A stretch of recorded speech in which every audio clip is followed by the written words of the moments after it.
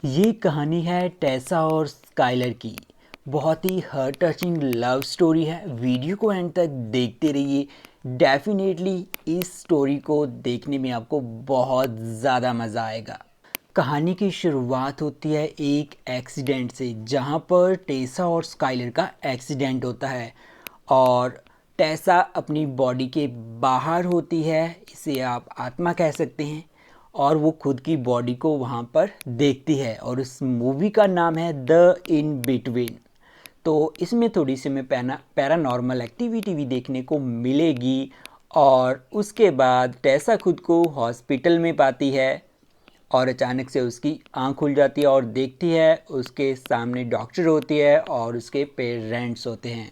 बाद कहानी चलती है बिफोर द एक्सीडेंट की। एक्सीडेंट के पहले क्या हुआ था, किस तरह से टेसा और स्काइलर की मुलाकात होती है। उनकी लव स्टोरी अभी यहाँ से शुरू होने वाली है।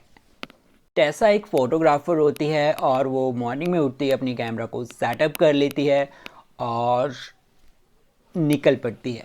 उसे ब्रेकफास्ट करने के लिए कहती है, बट वो निकल जाती है। वो कहती है उसे मॉर्निंग में फ़ोटो शूट करना है। इसके बाद टेसा फ़ोटो शूट करने निकल जाती है और कुछ अमेजिंग फ़ोटोज़ मॉर्निंग सेशन में क्लिक करती है। एंड टेसा देखती है एक पर्सन जा रहा होता है, समुद्र के किनारे किनारे टहल रहा होता है और वो उस पिक्चर को क्लिक कर लेती है क्योंकि उसे वो पिक्चर बहुत ही ज़्यादा अमेजिंग लगती है। और ये सारी पिक्चर ले रही होती है लाइट टावर से। टीसा थिएटर में आती है और शर्मिन से कहती है कि क्या उसका शो रेडी है। तो वो कहता है हाँ रेडी है, आप देख लीजिए। टीसा मूवी देखने आ जाती है और जैसे ही वो मूवी देखने लगती है तभी एक पर्सन आता है उसी मूवी को देखने के लिए। थिएटर पूरा खाली होता है, सिर्फ 2 ही पर्सन यहाँ पे होते हैं।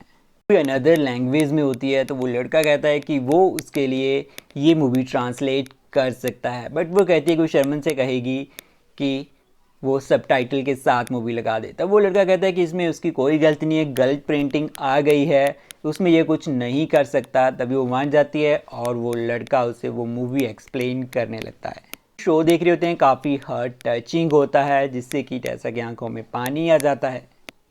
फिर स्काइलर उसे इम्प्रेस करने के लिए कुछ डायलॉग बोलता है और वो कहता है कि वो उसे इम्प्रेस करने की कोशिश कर रहा था, बट टेसा कहती है कि ये लाइन बहुत ही ज़्यादा फिल्मी हो गई है। उसके बाद स्काइलर जैसे जाने लगता है, फिर से वो वापस मुड़ता है और कहता है कि उसका नाम स्काइलर है और टेसा भी उसे अपना नाम बता देती है। टेसा का कुछ सामान थिएटर में रह जाता है और उसे वो वापस लेने के लिए जाती है। तभी वो देखती है कि स्काइलर की कैप यहीं पर रह जाती है।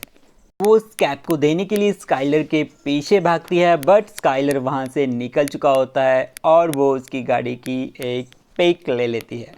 कहानी फिर से शुरू हो जाती है एक्सीडेंट के बाद की, और जैसे ही वो पलटकर देखती है स्काइलर उसके साथ होता है।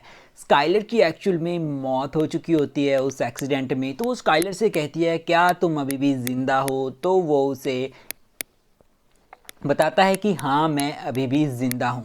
वो उसे बाहर ले जाता है उठाकर एक अजीब सी रोशनी के अंदर। तभी टेसा की आँख खुलती है और वो फिर से खुद को हॉस्पिटल के अंदर पाती है, बेड के ऊपर। उसे कुछ सामान देती है और कहती है ये मुझे एक्सीडेंट की जगह पर मिला था। टेसा वॉशरूम में आती है क्योंकि वो बहुत ज़्यादा परेशान होती है और उस परेशानी की वजह से अपने बाल काटने लगती है और वो रोने लगती है। उसे अचानक से बाहर से कुछ आवाज़ आती है और वो बाहर आ जाती है। तभी वो देखती है कि वहाँ पर कुछ भी नहीं है। तभी अचानक से मोबाइल पे एक मैसेज आता है। ये वही मोबाइल होता है जो एक्सीडेंट में पूरी तरह से ख़राब हो गया होता है और टूट गया होता है। वो देखकर बहुत ज़्यादा हैरान हो जाती है। उसमें वही पिक होती है जो टेसा और स्काइलर ने फर्स्ट टाइम शो देखा था, उसी घर की वो पिक होती है। बाद टेसा डॉरिस से मिलती है। डॉरिस एक पैरानॉर्मल रिसर्चर होती है जो बुक लिख रही होती है कि आफ्टर डेथ क्या होता है। कहती है कि इससे आपको हेल्प मिलेगी कि आप स्काइलर से किस तरह से बात कर सकती हैं, बट टेसा उस बुक को लेने से मना कर देती है और कहती है जो हो गया है उसे बदला नहीं जा सकता। टेसा अपनी फ्रेंड शैनन से मिलती है। तभी एक लड़का आता है और उनकी बोट रेसिंग हो रही होती है और वो टेसा से कहता है कि क्या वो उनकी फ़ोटो शूट करेगी। तभी शैनन कहती है कि वो उसके असिस्टेंट है और वो नहीं जाने वाले हैं। तभी शैनन एक लड़के को देखती है और वो कहती है कि क्या वो भी आने वाला है। तभी वो लड़का कहता है कि हाँ वो मेरा असिस्टेंट है, वो मेरे साथ ही आएगा। तभी शैनन भी कहती है कि मैं टेसा के असिस्टेंट हूँ और मैंने कह दिया तो हम वहाँ पे ज़रूर जाएंगे। बोट रेसिंग शुरू हो जाती है और जैसे ही टेसा फोटोशूट करने लगती है वो स्काइलर को देखती है। उसे यकीन नहीं होता कि स्काइलर भी यहाँ पे है, क्योंकि वो उसे काफ़ी टाइम से ढूंढ रही थी बट वो उसे नहीं मिल रहा था। विन कर जाता है और रेस के बाद टेसा स्काइलर से मिलती है और उसे उसकी कैप वो वापस कर देती है और लड़खड़ाते हुए वो उसके ऊपर ही गिर जाता है। उसके बाद टेसा और स्काइलर घूमने के लिए चले जाते हैं। एक रेस्टोरेंट बैठे होते हैं। तभी टेसा उससे एक इम्पीरियन के बारे में बताती है कि ये बहुत ही पुराना है और उसने वहाँ पर फ़ोटो शूट भी किया था। तो स्काइलर कहता है कि क्या तुम उसे वहाँ पर ले जा सकती हो। उसके बाद दोनों पहुँच जाते हैं उस ओल्ड इम्पीरियन में। जैसे वो इम्पीरियन में पहुँचते हैं बहुत सारी बातें करते हैं। उसके बाद स्काइलर थोड़ा सा रोमांटिक हो जाता है और दोनों एक दूसरे को किस करने लगते हैं। फिर से कहानी शुरू होती है एक्सीडेंट के बाद की, जहाँ पर टेसा अपने फ़ोटोशूट का सारा सामान एक बॉक्स में पैक कर देती है, क्योंकि अब वो फ़ोटोशूट नहीं करना चाहती। उसके बाद टेसा को अपने फ़ोटोशूट रूम से कुछ साउंड आती है और जैसे ही वो रूम के अंदर आती है अचानक से एक फ़ोटो क्लिक हो जाता है और वो हैरान हो जाती है। और जैसे ही वो उस पेपर को उठाती है और वो फिर से भाग जाती है अपना सारा फ़ोटोशूट का सामान लाने के लिए। और तभी अचानक से वो देखती है, तभी से वहाँ पर उस land of a love imperial hotel की वो पिक दिखती है, जिससे कि उसे यकीन हो जाता है कि स्काइलर उसके आसपास ही है और वो उससे कुछ कहना चाहता है। उसके बाद एक और पिक क्लिक करती है जिसमें उसे उसके फेस के साथ स्काइलर भी नज़र आता है, बट इन पिक्स में कुछ ऐसा होता है कुछ टाइम बाद ऑटोमेटिकली गायब हो जाती है। इससे टेसा को पूरा यकीन हो जाता है कि स्काइलर उससे कुछ कहना चाहता है। ऐसा डॉक्टर से जाकर मिलती है और डॉरिस के बारे में पूछती है और डॉक्टर कहती है कि डॉरिस डिस्चार्ज हो गई है बट तुम्हारे लिए वो एक बुक छोड़ गई है करती है और डॉरिस की कुछ वीडियोस देखती है। फिर से शुरू होती है एक्सीडेंट से पहले और टेसा स्काइलर को अपनी एक पिक गिफ्ट में दे देती है और टेसा घूमने के लिए चले जाते हैं लेक के पास। और उसके बाद इस सुहाने मौसम में टेसा और स्काइलर कुछ थोड़ा ज़्यादा ही रोमांटिक हो जाते हैं और वो इतने ज़्यादा रोमांटिक हो जाते हैं कि दोनों में रोमांस और ज़्यादा बढ़ जाता है और दोनों इंटीमेट हो जाते हैं। कहानी फिर से शुरू हो जाती है एक्सीडेंट के बाद की, जहाँ पर टेसा शैनन से कहती है कि स्काइलर उससे कुछ कहना चाहता है बट शैनन उसकी बातों पर यकीन नहीं करती है और वो एग्ज़ाम हॉल में चले जाते हैं एग्ज़ाम देने के लिए। जैसे ही पेंसिल उठाती है तो उसके हाथ से ऑटोमेटिकली एक अजीब सी ड्राइंग ड्रॉ होने लगती है और इसे देख के टेसा चौंक जाती है और पेंसिल को अचानक से छोड़ देती है।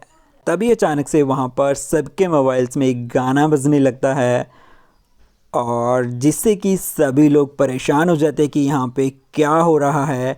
और शैनन जैसे ही टेसा की तरफ देखती है तो उसे यकीन हो जाता है कि रियली में स्काइलर टेसा से कुछ कहना चाहता है। एक्सीडेंट से पहले जहाँ पर टेसा ने स्काइलर को जो फ़ोटो गिफ्ट की होती है वो उसे ऑक्शन के लिए लगा देता है, जिससे कि टेसा गुस्सा हो जाती है और कहती है कि आपको ऐसा नहीं करना चाहिए था, ये मेरी पिक है, मैंने आपको ये गिफ्ट दी थी। इसी बात को लेकर दोनों में झगड़ा हो जाता है। फिर से पहुंच जाती है एक्सीडेंट के बाद, जहां पर शैनन को ट्राई करती है और कहती है हम किस तरह से मरे हुए लोगों के साथ बात कर सकते हैं। काफ़ी चीज़ें ट्राई करते हैं बट कुछ नहीं हो पाता। उसके बाद जैसे ही टेसा गाड़ी में होती है तभी उसके गाड़ी के स्क्रीन पर एक अजीब वही मैप दिखाई देता है जो कि उसने गलती से ड्रॉ कर दिया था और वो गाड़ी लेके जल्दी से वहाँ से चली जाती है। ये जो मैप था वो स्काइलर ने ही ड्रॉ किया था ताकि टेसा डॉरिस से मिल सके और बता सके कि वो किस तरह से स्काइलर से मिल सकती है। तभी डोरिस उसे बताती है कि वो वहीं पे उसे मिल सकती है जहाँ पर तुम दोनों ने सबसे ज़्यादा प्यार महसूस किया था। सबसे पहले पहुँच जाती है उस थिएटर में जहाँ पर वो फर्स्ट टाइम मिले थे और कैमरा से फ़ोटो क्लिक करने का ट्राई करती है, बट उसे स्काइलर वहाँ पर भी नहीं मिलता। ऐसा पहुँच जाती है उस इम्पीरियन होटल में जहाँ पर उन्होंने फर्स्ट टाइम किस किया था, और अचानक से वहाँ पर कुछ ऐसा होता है जिसे देखकर टेसा चौंक जाती है। उसे एक अजीब सी रोशनी दिखाई देती है कांच के पास। जैसे ही वो उस कांच के पास जाती है तभी उसे वहाँ पर स्काइलर दिखता है, बट वो कांच के दूसरी साइड होता है और वो उसे टच नहीं कर सकती। स्काइलर वो कांच तोड़ देता है और वो अचानक फिर से नीचे गिर जाती है। उसके बाद उसके मॉम डैड उसे हॉस्पिटल ले जाते हैं और डॉक्टर कहती है कि इसका ऑपरेशन करना पड़ेगा, नहीं तो ज़्यादा टाइम ज़िंदा नहीं रह सकती। बट ऐसा ये सब करने से मना करती है क्योंकि उसे स्काइलर से मिलना होता है। उसके बाद टेसा अपनी फ्रेंड शैनन की हेल्प से उस हॉस्पिटल से भाग जाती है। बाद शैनन नोटिस करती है कि गाड़ी ऑटोमेटिकली चल रही है, वो उसे ड्राइव नहीं कर रही है। स्टोरी फिर से चल पड़ती है एक्सीडेंट से पहले और शैनन टेसा को बताती है कि स्काइलर यहाँ से जा रहा है और तुम्हें उससे एक बार ज़रूर मिलना चाहिए। एक्सीडेंट के बाद जहाँ पर टेसा उसी जगह पर पहुँच जाती है जहाँ पर उनका एक्सीडेंट हुआ था, और ये देखकर शैनन बहुत ज़्यादा परेशान हो जाती है और हेल्प के लिए किसी को बुलाने लगती है। और तभी टेसा खुद को अपनी बॉडी के बाहर पाती है। वो अपनी बॉडी से बाहर निकल जाती है, उसकी बॉडी सामने पड़ी होती है और ये देखकर वो हैरान हो जाती है और दूसरी साइड उसे वो सीन नज़र आता है जहाँ पर उनका एक्सीडेंट हुआ था, और वो उस जगह पर स्काइलर को आई लव यू बोलती है फर्स्ट टाइम, क्योंकि वो डरती थी आई लव यू बोलने से, और यही स्काइलर उसे दिखाना चाहता था। हो जाता है और तभी स्काइलर की आत्मा भी वहाँ पर आ जाती है और दोनों वहाँ पर हग करते हैं और बहुत ज़्यादा इमोशनल हो जाते हैं। और स्काइलर कहता है कि वो उसे यही चीज़ दिखाना चाहता था कि उसने उसे आई लव यू बोल दिया था। और स्काइलर बीच के पास बने एक घर में होते हैं और तभी टेसा खुद को देखती है एक बेड के ऊपर पड़ी हुई, क्योंकि अगर वो वापस नहीं जाती है तो वो मर जाएगी और कभी भी ज़िंदा नहीं हो पाएगी। और ये सब स्काइलर वहाँ पर बैठकर देख रहा होता है और वो उसे कहता है कि वो उसे गुड बाय नहीं कहेगा और अगर वो जाती है तो वो उसका इंतज़ार करेगा। टेसा वापस चली आती है और ज़िंदा हो जाती है और कहानी की एंडिंग यहीं पे हो जाती है। तो आपको कहानी कैसी लगी मुझे एक बार कमेंट करके ज़रूर बताना।